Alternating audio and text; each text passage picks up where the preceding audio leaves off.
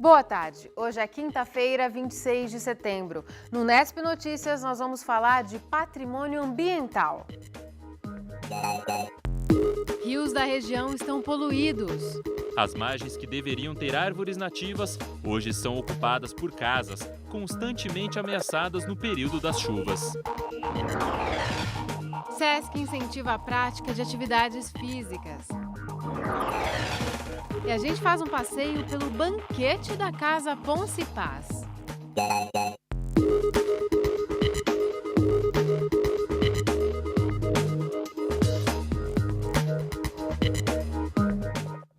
Terminou agora há pouco a audiência do Ministério Público entre Endurbe e Sindicato dos Servidores Municipais para definir como será feito o corte de cargos em comissão da empresa, que são os cargos ocupados por pessoas de fora da Endurbe.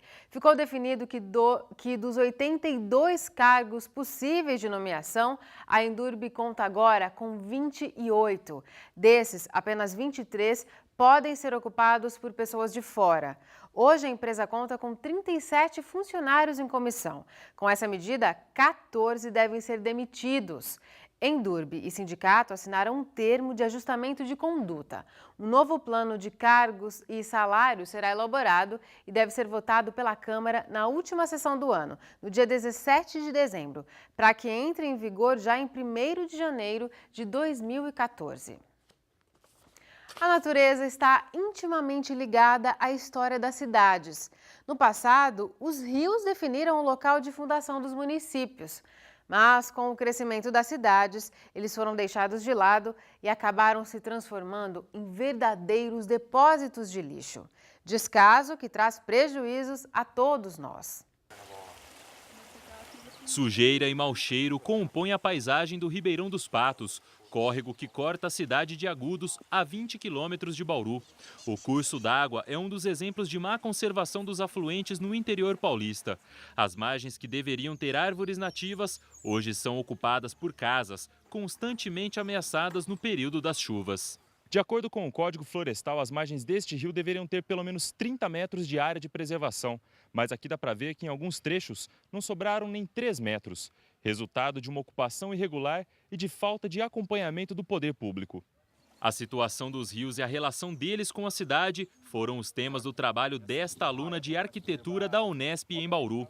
Além de Agudos, o projeto dela avaliou os rios de Lençóis Paulista, Tupã e Panorama. Nós escolhemos as cidades porque elas foram fim de linha e, graças à Alta Paulista, elas tiveram sua formação e o seu desenvolvimento. E, junto com elas, estudar os fundos de vale, que os rios foram marcos das fazendas que dividiam a região. E agora, com a ocupação e com o espraiamento da malha urbana, eles se tornaram locais degradados e esquecidos. Hoje, esses rios não passam de meros obstáculos e depósitos de sujeira. Mas há pouco mais de 100 anos, eles representavam um elemento indispensável na fundação dos municípios paulistas. A ocupação humana ela sempre precisou de cursos d'água para realizar todas as tarefas domésticas. E não foi diferente no Brasil. Uma vez ocupado o Oeste Paulista, as grandes propriedades de fazenda elas tinham seus limites nos cursos d'água. E a partir deles, as fazendas foram sendo loteadas e o tecido urbano ocupado. O problema é que não foi respeitada as áreas, então a malha se espraiou-se até as margens dos rios. Bauru é mais um exemplo negativo na conservação dos leitos d'água. O principal rio, que leva o nome da cidade, recebe esgoto e poluição. Na Avenida Nuno de Assis, o cheiro ruim aflora nos dias sem chuvas. Neste trecho, na zona oeste, de tão assoreado, o rio Bauru vira um fio d'água. Eles não são vistos mais como elementos importantes da história das cidades. Eles, em muitos casos, tornaram-se canais de esgoto ou as próprias construções invadiram as suas margens, né? Então, a destruição da mata ciliar, as construções invadiram as margens e daí a todas essas questões e problemas com inundações, etc. E os rios são vistos daí como culpados dessas tragédias e que, na verdade, nós é que invadimos a sua área, né, de extravasamento.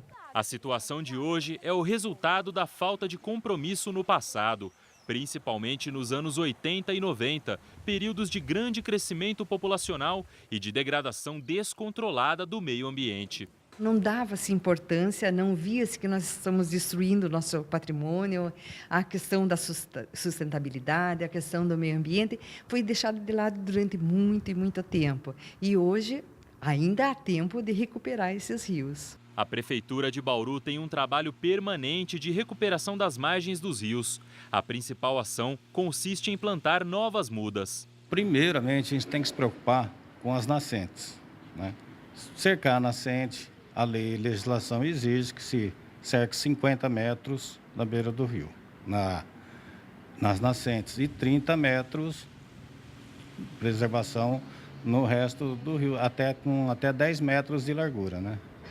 Então, o principal é preservação das nascentes. Aí a gente vai descendo conforme o rio e vamos plantando as novas árvores e retirando alguma vegetação que é invasora. No entanto, o trabalho frequentemente é ameaçado pela ação dos próprios moradores. Fogo, a invasão para alimentação de animais, cavalos, né, principalmente, o roubo de materiais, cerca, fios, isso atrapalha muito, porque tem que ser refeito muitas vezes e é difícil a recuperação. Fazer o plantio de árvores não é suficiente. É preciso pensar estratégias para ocupar essas áreas e evitar construções irregulares e desmatamento. Uma boa solução, já que eles já foram degradados, seria a implantação de um parque linear. Um parque linear em volta ao entorno da borda dos rios. Ele traria muitos benefícios à população, ao meio ambiente e também ao município, formando um lugar que traz estabilidade às margens dos rios, traz benefícios aos próprios corpos d'água, que para com o assoreamento, e ainda à população, que se torna um lugar agradável para a prática de esportes e lazer. E daqui a pouco a gente vai falar sobre um outro tipo de patrimônio, o arquitetônico e histórico. O DAI começou a perfurar o poço Roosevelt 3 na última terça-feira. O poço vai substituir o Roosevelt 2, que teve a capacidade comprometida por causa do rompimento do revestimento de aço.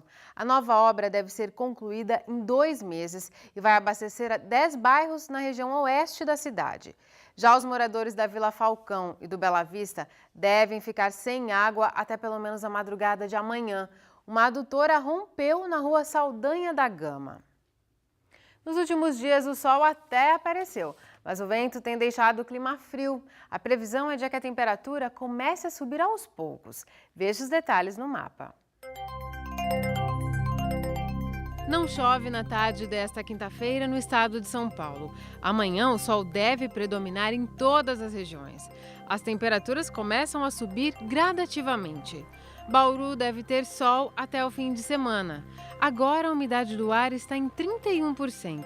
Temos ventos de brisa a 10 km por hora. Hoje a temperatura ficou em 24 graus. Nesta sexta, os termômetros devem subir para 28 em Bauru e em Piratininga. Em Agudos, a máxima prevista é de 27 graus. E o promotor de cidadania Fernando Marcelo Helene se reuniu ontem com representantes do Hospital Beneficência Portuguesa, médicos da Secretaria Municipal de Saúde e vereadores. Eles discutiram como será feita a contratação e o gerenciamento de internações em hospitais particulares, para atender aos pacientes que aguardam por leitos nas unidades públicas de saúde. Segundo o vereador Dr. Raul, que é membro da diretoria da Beneficência Portuguesa, o hospital pode disponibilizar 12 leitos comuns e 2 de UTI. Ele explica que será dada preferência às internações mais simples, já que o valor de R$200 mil bloqueados do Estado de São Paulo, de acordo com a decisão da Justiça, não seria suficiente para atender a casos complexos. Os pedidos de internação e o pagamento das despesas nos hospitais particulares serão viabilizados pelo Ministério Público. No próximo bloco a gente fala sobre patrimônio arquitetônico e histórico. E ainda hoje, você vai conhecer a exposição O Banquete, que está em exibição na Casa Ponce Paz. Voltamos já!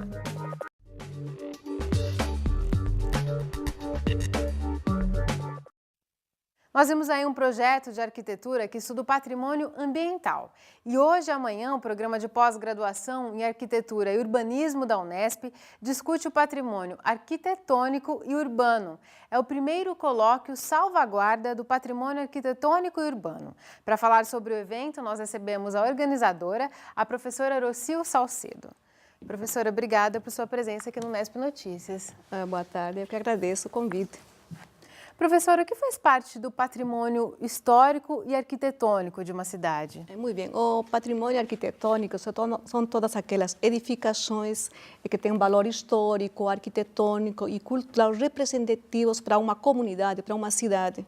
Então, esse patrimônio, por exemplo, é protegido legalmente, tanto pelas instituições de preservação do patrimônio, como é o CONDEFAT ou o CODEPAC, aqui na cidade de Bauru. E vocês estão discutindo esse tema, então, hoje e amanhã. Quais são as linhas norteadoras? Qual é o objetivo do evento? Bom, o objetivo do evento é estar complementando a formação dos estudantes, dos profissionais que trabalham nessa área do patrimônio, principalmente os alunos da pós-graduação em arquitetura e urbanismo, assim como da graduação em arquitetura e urbanismo. E o evento vai exatamente abordar algumas metodologias científicas aplicadas ao que seria a documentação, ao inventário, aos projetos de intervenção em áreas históricas. Inclusive, intervenção, quando a senhora diz, é recuperar, restaurar esse patrimônio, inclusive? Isso, exatamente, recuperar esse patrimônio, inventariar, primeiro documentando, porque nós temos um patrimônio muito valioso em Bauru, que às vezes não é conhecido pela população. Nós temos dois, digamos assim, complexos tombados pelo CONDEFAT, como a Estação Ferroviária, Complexo de Estação Ferroviária Noroeste do Brasil, né? E o segundo seria o que seria a antiga Asilo Aimorés, que hoje é o Instituto Lauro Souza Lima, onde nós temos tombado a Igreja Nossa Senhora das Dores, o Coreto, o Teatro, tombados pelo CONDEFAT, como mais representativo aqui na cidade. Mas, assim, pelo CODEPAC, temos algumas edificações também relevantes, como o Paço Municipal, que hoje está muito degradado, né, apesar de que a Prefeitura está ocupando, mas seria importante estar restaurando, reabilitando esse edifício. Temos o edifício Brasil-Portugal e outras também relevantes para a comunidade. Quer dizer, é preciso conhecer esses espaços para poder preservá-los e restaurá-los, inclusive. Exatamente. O primeiro passo seria assim, conhecer o que nós temos de importante aqui na cidade de Bauru, qual é o nosso patrimônio relevante. Né? E depois nós estaríamos praticamente já inventariando, documentando esse patrimônio para poder preservá-lo. Então, não é apenas a legislação que vai preservar o patrimônio. Uma coisa é tombamento. O tombamento vai dar essa proteção legal ao patrimônio, mas nós precisaríamos de que financiamentos para restaurar esse patrimônio, para reabilitar o patrimônio, além também da questão da educação. A educação compreende desde o ensino fundamental até o ensino superior. Na sua visão, professora, não há uma responsabilidade só do poder público? Não é. Não é. A comunidade também tem que conhecer para poder cuidar e amar esse patrimônio. Tá certo. E para falar sobre esses assuntos, o evento está recebendo conferencistas internacionais, inclusive. Exatamente. Nós temos assim, dois professores que vêm da arquitetura da Universidade de Sevilha, como é o professor Julián e o professor Henrique, que estarão realmente, hoje de manhã foi a palestra do professor Julián, né? E amanhã será a palestra do professor Henrique. Além disso, nós temos também o professor Eduardo Lefebvre, que vem da FAUSP, ministrar uma palestra no período da tarde. E além das palestras, teve a visita também à estação ferroviária hoje. Vocês têm oficinas, né? Exatamente, exatamente. Nós temos duas oficinas que vão acontecer amanhã, no período da manhã. Inclusive, uma delas é sobre documentação do patrimônio, né, documentação e inventário, que o professor Eduardo Romero vai ministrar a palestra, e outra sobre a questão da gestão do patrimônio, tanto no Brasil como na Argentina, que serão as duas mestrandas pela FAUSP, a Carolina Fidalgo e a Sabina Uribarren. E o evento ele vai anunciar, inclusive, a vinda de um outro grande evento que vem pela primeira vez ao Brasil, né, professora? Isto. Que é o Congresso Internacional sobre Reabilitação do Patrimônio Arquitetônico e Construído. Exatamente. É importante colocar isto e frisar que esse segundo Congresso Internacional de Reabilitação do Patrimônio Arquitetônico e Edificado Tem uma temática muito importante, inclusive, que fala sobre a dimensão cotidiana do patrimônio e desafios para sua preservação. Esse evento internacional será organizado pelo Programa de Pós-Graduação em Arquitetura e Urbanismo e promovido pelo Sicope Brasil. O que é o Sicope Brasil? É o Centro Internacional para a Conservação do Patrimônio. Então, tem a sede em vários países, a sede principal está na Espanha, nós temos o Sicope Brasil, temos na América Latina também o Sicope no Chile, na Argentina, no Peru, no México. E na Europa também nós temos. Então, este evento internacional acontece a cada 2 anos, primeiramente na Europa e depois vem para a América Latina. E em 2014, a Unesp vai ceder esse evento internacional no mês de outubro, né? Nos dias 21 a 24 de outubro, nós estamos organizando este evento para acontecer, né? E vai ser a primeira vez que vai vir para o nosso campus da Unesp e para o Brasil como um todo. Bom, é um reconhecimento da produção do conhecimento que é realizado aqui na universidade, né, professora? Exatamente, nós estamos, porque nós temos, é interessante colocar isto, o programa de pós-graduação em arquitetura e urbanismo, ela tem sido aprovado em dezembro de 2013 e começou as atividades acadêmicas em agosto deste ano. Então, nós estamos já realmente organizando atividades que vão integrar tanto a graduação como a pós-graduação. Queremos também assim, oportunidades para que nossos alunos da pós-graduação eles complementem a formação que eles têm. Eu sei que um congresso internacional sobre a reabilitação do patrimônio vai acrescentar muito na formação deles e vai abrir também uma questão da visibilidade do nosso programa e da universidade como um todo, que é a Unesp. Então, esse congresso, acreditamos que realmente nós teremos a participação tanto de alunos, profissionais que trabalham na área, não somente nas universidades, como também nos escritórios de restauro. Ótimo, professora. Muito obrigada por suas informações. Muito. O Unesp Notícias vai para um rápido intervalo e volta daqui a pouco.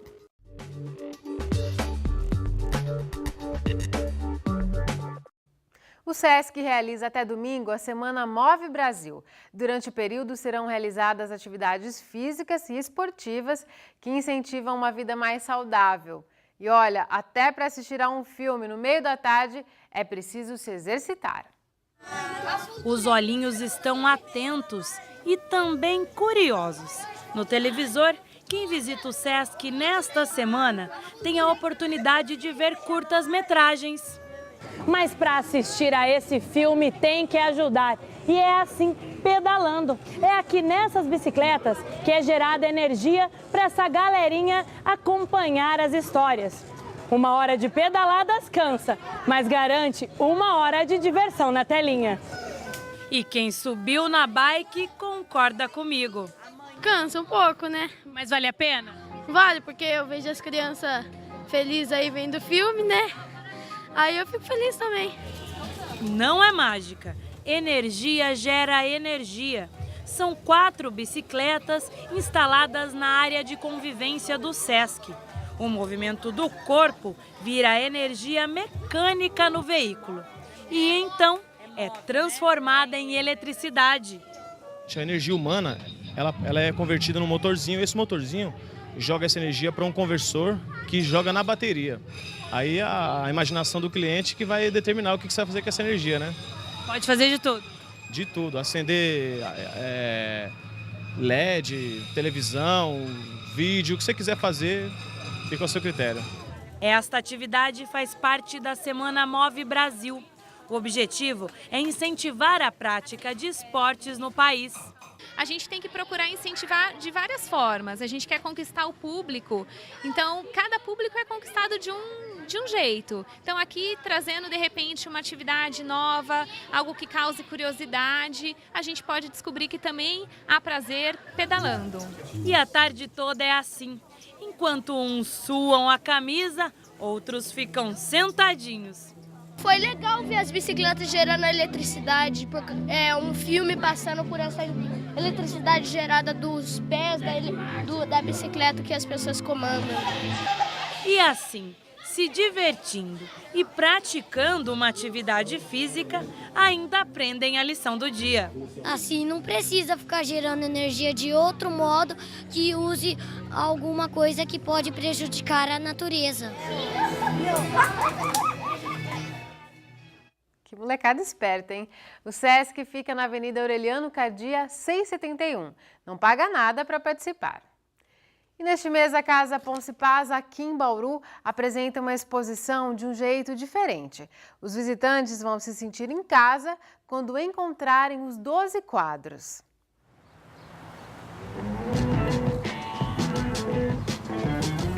Desde 2008, a Casa Ponce Paz, no centro de Bauru, passa por um processo de restauração. Por baixo da tinta branca está a colorida decoração que os irmãos artistas fizeram no começo dos anos 40. O local hoje funciona como um centro cultural que tenta promover exposições, mas o belo legado dos artistas é um obstáculo para os métodos convencionais de exibição. Por causa da pintura original que os irmãos Ponce Paz fizeram nas paredes da casa, não é possível ficar pendurando quadros, ficar fazendo furo nessas paredes e danificando ainda mais esse trabalho que já é antigo e está em processo de restauração. Por isso, foi pensada uma maneira diferente de expor estas obras. Usando cadeiras, eles montaram um verdadeiro banquete e o anfitrião deste jantar é João Ponce Paz, o dono da casa.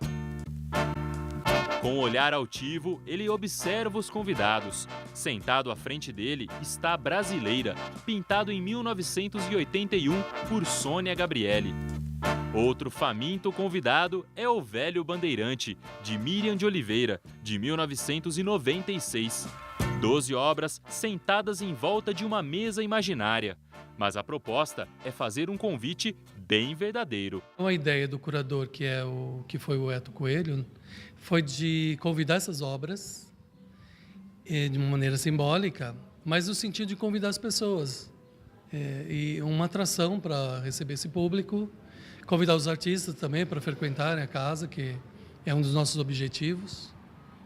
E o banquete tem essa função, né, de iniciar na verdade, é mais uma história do acervo, e que ele foi criado como pró Pinacoteca, na década de 80, e que agora a gente vai finalizar esse projeto, criando aqui uma sala de reserva, organizando essas obras nessa sala e começando uma série de exposições.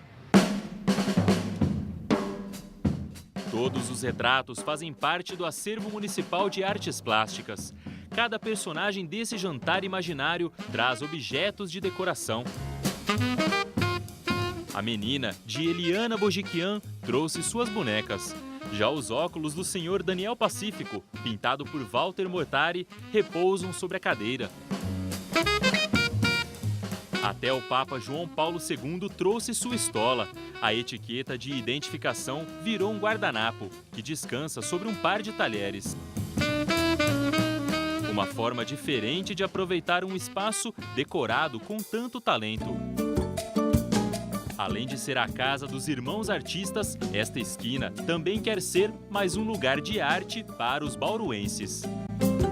A casa, na verdade, ela não conta com espaços internos muito grandes para comportar grandes exposições. Então a ideia é criar pequenas mostras, deixar um período maior e criar uma forma educativa para isso.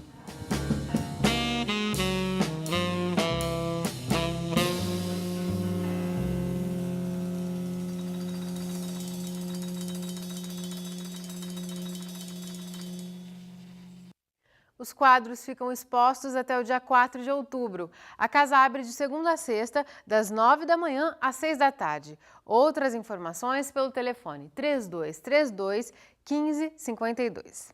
Agora outra dica cultural. Logo mais às 8h30 da noite, a Orquestra Sinfônica de Bauru se apresenta no Teatro Municipal. O concerto é em comemoração ao aniversário de 9 anos da orquestra. No repertório, músicas eruditas e populares. A entrada é de graça e não é preciso apresentar convite. Imperdível, hein? O Unesp Notícias fica por aqui. No site da TV Unesp você pode rever as reportagens desta edição. A gente volta amanhã às 5h30 da tarde. Tchau!